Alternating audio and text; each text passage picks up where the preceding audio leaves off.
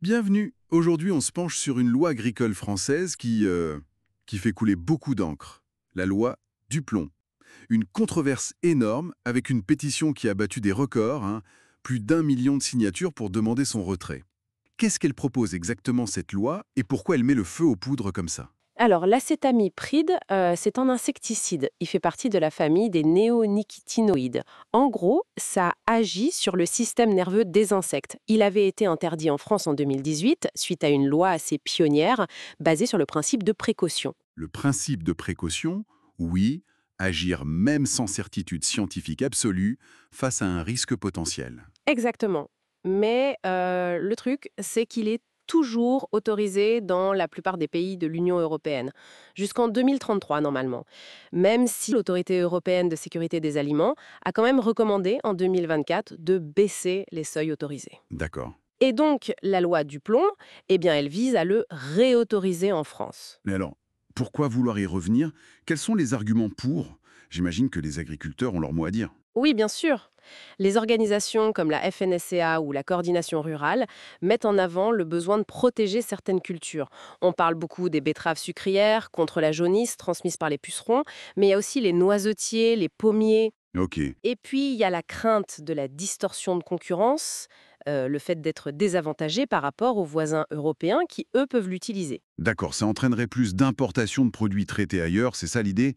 Genre les noisettes de Turquie par exemple. Voilà, c'est un des arguments. 95% des noisettes viendraient de Turquie où il est utilisé.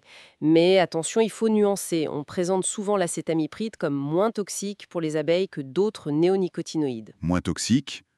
À quel point? Certaines études parlent de 1000 fois moins toxique, mais ça resterait quand même 1000 à 10 000 fois plus toxique que des pesticides plus anciens. Ah oui, quand même. Sauf que le gros problème, c'est sa solubilité dans l'eau. Il est très soluble. Ça veut dire qu'il peut facilement se retrouver dans l'environnement, dans les sols, dans l'eau, et donc contaminer les parcelles voisines et nuire potentiellement à d'autres insectes pollinisateurs qui sont essentiels, eux, pour d'autres cultures. Et là, on touche au cœur des inquiétudes des opposants, j'imagine. Les risques pour la biodiversité. On sait que même sans tuer directement, ces substances peuvent perturber le comportement des insectes. Il y avait cette étude allemande, non, qui montrait une chute énorme de population d'insectes. Et l'autre grosse préoccupation, c'est la santé humaine. Ah oui, alors là, Là, c'est le domaine où il y a le plus d'incertitudes, en fait. L'EFSA elle-même, dès 2013, elle pointait des risques possibles sur le développement du cerveau chez les jeunes.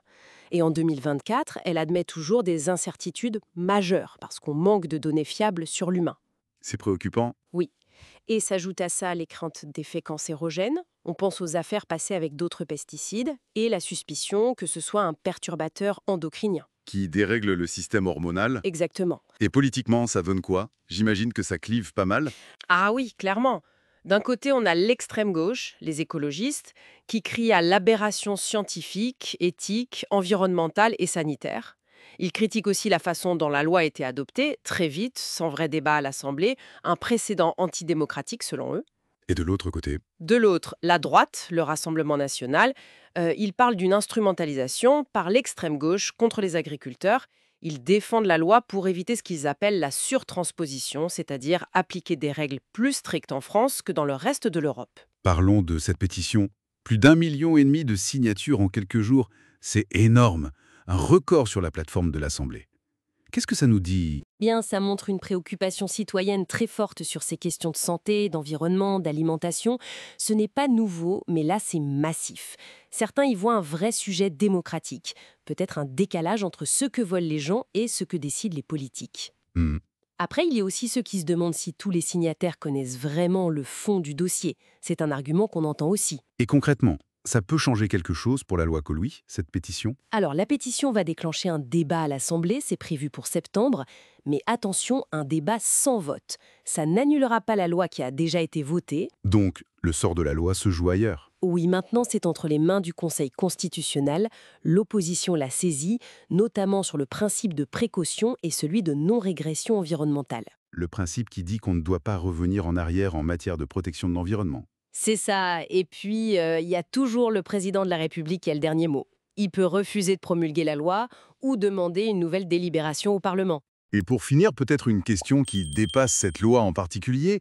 Cette mobilisation citoyenne incroyable, lancée par une étudiante de 23 ans, est-ce que ça ne nous interroge pas sur les nouvelles façons de s'engager en politique aujourd'hui et sur comment les enjeux de santé et d'environnement redéfinissent complètement le débat public?